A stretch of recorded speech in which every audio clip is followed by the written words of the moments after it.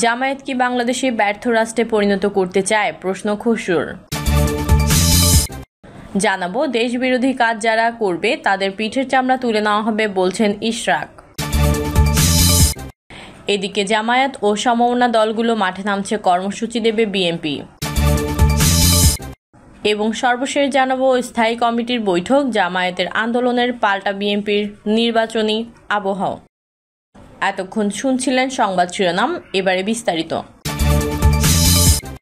জামায়াত কি বাংলাদেশে ব্যর্থ রাষ্ট্রে পরিণত করতে চায়? প্রশ্ন খসরুর।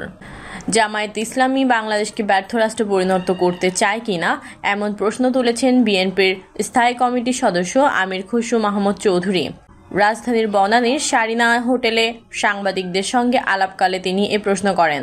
আমির খসরু বলেন, নির্বাচন নিয়ে অনীহার কারণেই আনুপাতিক বা পিয়ার পদ্ধতি দাবিতে আন্দোলনের ডাক দেওয়া হয়েছে। এর মাধ্যমে দেশকে অস্থিতিশীল করতে চায় কিনা সে প্রশ্ন জনগণের মাঝে চলে এসেছে। গণতান্ত্রিক উপায়ে মাঠ দখল করতে হলে নির্বাচনে গিয়ে জনগণের ম্যান্ডেট নিতে হবে। তিনি আরও বলেন, ঐকমত্য কমিশনের আলোচনার প্রতি কোনো ধরনের সম্মান দেখাচ্ছে না কর্মসূচি দানকারী দলগুলো। যারা দেশের স্থিতিশীলতা নষ্ট করতে চায় তাদের রাজনৈতিক ভবিষ্যৎ নির্ধারণ করবে জনগণ। এছাড়া পিয়ারের দাবিতে আন্দোলন বিএনপিকে কোনোভাবেই চাপে ফেলছে না জানিয়ে তিনি বলেন, জনগণ যেখানে নির্বাচনের জন্য অপেক্ষায়, তখন মাঠ দখল করতে হবে ভোটের প্রচারণার মাধ্যমে। দলের নেতাকর্মীরা নির্বাচনের পথে নেমে গেছে। জানাবো, দেশবিরোধী কাজ যারা করবে তাদের পিঠের চামড়া তুলে নেওয়া হবে বলছেন ইশরাক। বাংলাদেশের জনগণ কোনো দালালদের কাছে রাজপথ ইজারা দেয়নি। দেশবিরোধী কাজ যারা করবে তাদের পিঠের চামড়া তুলে নেওয়া হবে বলে মন্তব্য করেছেন বিএনপির নেতা ইশরাক হোসেন। মঙ্গলবার নিজের ভেরিফাইড ফেসবুক পেজে এক পোস্টে তিনি এই হুঁশিয়ার উচ্চারণ করেন। পোস্টে দুটি পয়েন্ট উল্লেখ করে ইশরাক হোসেন লেখেন, একটি রাজনৈতিক দল এই মুহূর্তে কেন সংখ্যানুপাতিক প্রতিনিধিত্ব এর জন্য মরিয়াও হয়ে উঠতে পারে অনেকের মতো, সেটা আমারও প্রশ্ন। প্রথমত, যদি একটি দলের সম্ভাব্য ভোটের শতাংশ দেশের নিবন্ধিত মোট ভোটারের একটি নগণ্য অংশ হয়, তাহলে পিয়ার পদ্ধতির মাধ্যমে দেশ বিরোধী চক্রান্তকারী আওয়ামী লীগের সঙ্গে আঁতাত করে নিজ মার্কায় আওয়ামী ভোট কাস্ট করে ক্ষমতায় দখল অথবা দেশের নিয়ন্ত্রণ প্রতিষ্ঠা করার উদ্দেশ্য থাকতে পারে।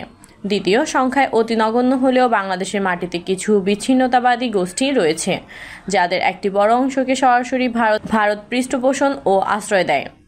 এছাড়া ভারতের অঙ্গরাজ্যে পরিণত হতে চাওয়া সমর্থক গোষ্ঠীও তৈরি হয়েছে বিগত 17 বছরে।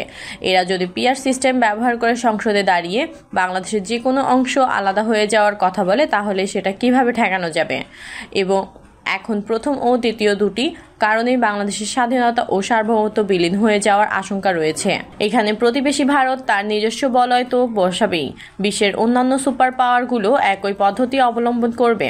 পোস্টের শেষাংশে তরুণ এই নেতা উল্লেখ করেন, আমি অতি সাধারণ মানুষ, আমার কাছে হিসাবটা সোজা। অতীতে যারা স্বাধীন বাংলাদেশ চায়নি এবং বর্তমানকালে যারা পতিত হয়েছে তারাও স্বাধীন বাংলাদেশ বিক্রি করেছে। দুইটা একই জিনিস। তাদের ক্ষমতা চাই, দেশ তাদের প্রভুদের। এখন পাকিস্তানপন্থী আর ভারতপন্থী দুইটাই মিল্লা গেছে। তিনি আরও উল্লেখ করেন, হিসাবটা আরও সহজ করে দিই। বাংলাদেশের জনগণ কোনো দালালদের কাছে রাজপথ ইজারা দেয় নাই। দেশ বিরোধী কাজ যারা করবে তাদের পিঠের চামড়া তুলে নেওয়া হবে। দেশের জন্য জীবন দিয়ে দেব। ৭১ আর ২৪ এই দুই প্রজাতির রাজাকারদের হাতে তুলে দেব না, অথবা অন্য যে কোনো দেশের দালালদের কাছে দেশকে নত হতে দেব না, ইনশাআল্লাহ। জামায়াত ও সমমনা দলগুলো মাঠে নামছে, কর্মসূচি দেবে বিএনপি। আগামী জাতীয় নির্বাচনে উভয় কক্ষের সংখ্যানুপাতিক পদ্ধতি চালু এবং জুলাই সনদের আইনি ভিত্তিতে সংসদ নির্বাচন অনুষ্ঠান সহ কয়েকটি অভিন্ন দাবিতে আগামী বৃহস্পতিবার থেকে মাঠে নামছে জামায়াতে ইসলামী, চরমোনাই পীরের ইসলামী আন্দোলন, খেলাফতে মজলিসের দুই অংশ। এই কর্মসূচিতে আরও কয়েকটি দল যোগ দিতে পারে। প্রাথমিকভাবে দলগুলো ঢাকা সহ সারা দেশে 3 দিনের বিক্ষোভ কর্মসূচি পালন করবে, এরপর নতুন কর্মসূচি দেবে। এই প্রেক্ষাপটে পাল্টা কর্মসূচি নিয়ে মাঠে থাকার সিদ্ধান্ত নিয়েছে বিএনপি। শুধু তাই নয়, দলটি নতুন কর্মসূচির অংশ হিসেবে মানুষের ঘরে ঘরে গিয়ে প্রচারণার নামতে চায়। তাদের লক্ষ্য আগামী জাতীয় সংসদ নির্বাচনকে ঘিরে একটি নির্বাচনী আমেজ তৈরি করা। বিএনপির সূত্রে জানা গেছে, প্রার্থী বাছাই, দলীয় ৩১ দফা ইতিবাচক কাজের প্রচার, নির্বাচনী প্রতিশ্রুতি ঘোষণা, ভোট চাওয়া সহ বিভিন্ন কর্মসূচি হাতে নেওয়া হচ্ছে। এরই মধ্যে নির্বাচনী ইশতেহার তৈরির কাজও গুছিয়ে আনা হচ্ছে। স্থায়ী কমিটির সদস্য সালাউদ্দিন আহমেদ সাংবাদিকদের বলেন, যারা কর্মসূচি ঘোষণা করেছে তাদের সেই অধিকার আছে। তারা যদি রাজনৈতিক কৌশল নেয়, বিএনপি তার জবাব দেবে রাজনৈতিক মঞ্চ থেকেই। বৈঠকে চলমান রাজনৈতিক পরিস্থিতি পর্যালোচনা করে নেতারা বলেন, নির্বাচনের সম্ভাব্য সময়সীমা ফেব্রুয়ারির প্রথমার্ধ হলেও প্রস্তুতি নেওয়ার জন্য এখনই দলকে পুরোপুরি নির্বাচনমুখী করতে হবে। এই লক্ষ্যে নির্বাচনী ইশতেহার প্রকাশের কাজ দ্রুত শেষ করার উপর জোর দেওয়া হয়। জানা গেছে, 31 দফার আলোকে ইশতেহার প্রণয়ন করেছে বিএনপি। একই সঙ্গে আগামী নির্বাচনে প্রতিটি আসনে দলীয় একক প্রার্থী দেওয়ার নীতিগত সিদ্ধান্ত নেওয়া হয়েছে। প্রার্থীদের মধ্যে কোনো ধরনের দ্বন্দ্ব এড়াতে কেন্দ্র থেকে নির্দেশনা দেওয়া হয়েছে। স্থায়ী কমিটির বৈঠক, জামায়াতে আন্দোলনের পাল্টা বিএনপির নির্বাচনী আবহ। স্থায়ী কমিটির বৈঠক, জামায়াতে আন্দোলনের পাল্টা বিএনপির নির্বাচনী আবহ। জুলাই জাতীয় সনদ বাস্তবায়ন ও সংখ্যানুপাতিক পদ্ধতিতে নির্বাচনের দাবিতে কয়েকটি দল সঙ্গে নিয়ে জামায়াতের যুগপৎ আন্দোলনের বিপরীতে কর্মসূচি নিয়েছে বিএনপি। পাল্টা কর্মসূচি হিসেবে সারা দেশে নির্বাচনী আবহ সৃষ্টির সিদ্ধান্ত নিয়েছে দলটি। এই জন্য সংসদ নির্বাচনের জন্য প্রার্থী বাছাই, দলীয় 31 দফা ও ইতিবাচক কাজ প্রচার, ভোটারের মন জয়ে বাড়ি বাড়ি যাওয়া, নির্বাচনী প্রতিশ্রুতি দেওয়া সহ বিভিন্ন কর্মসূচি পরিচালনা করবেন নেতারা। গত সোমবার রাতে রাজধানীর গুলশানে বিএনপির চেয়ারপারসনের রাজনৈতিক কার্যালয়ে দলটির সর্বোচ্চ নীতি নির্ধারণী ফোরাম, জাতীয় স্থায়ী কমিটির বৈঠকে এই সংক্রান্ত সিদ্ধান্ত নেওয়া হয়। দলীয় সূত্রগুলো এ তথ্য জানিয়েছে। বৈঠকে লন্ডন থেকে ভার্চুয়ালি যুক্ত হয়ে সভাপতিত্ব করেন দলের ভারপ্রাপ্ত চেয়ারম্যান তারেক রহমান।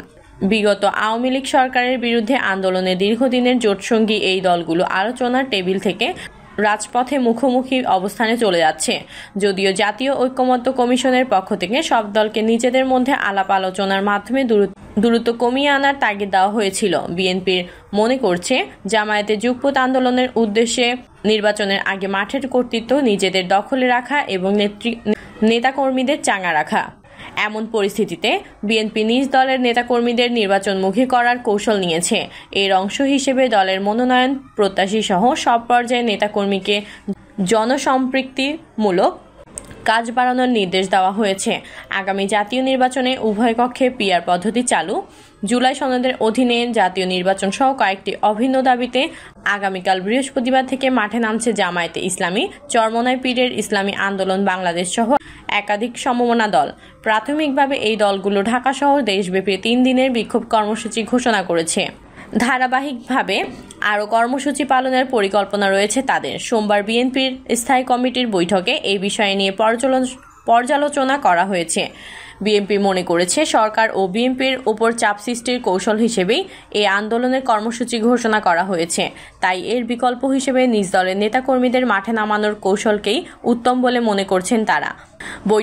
বৈঠকে একাধিক বিএনপির নেতা বলেন, জামায়াত একদিকে সারা দেশে নিজেদের প্রার্থিতা চূড়ান্ত করে নির্বাচনের সব প্রস্তুতি সম্পন্ন করেছে, বাড়ি বাড়ি গিয়ে ওই দলের নেতাকর্মীরা গণসংযোগ করছেন। অন্যদিকে জাতীয় ইস্যু সৃষ্টি করে মাঠ গরমের চেষ্টা চালাচ্ছে। প্রিয় দর্শক, এই ছিল সর্বশেষ সংবাদ। আপডেট সব সংবাদ পেতে চ্যানেলটি সাবস্ক্রাইব করে বেল আইকনটি ক্লিক করে রাখুন। কমেন্টে আপনার মতামত জানিয়ে আমাদের সাথেই থাকুন। ধন্যবাদ।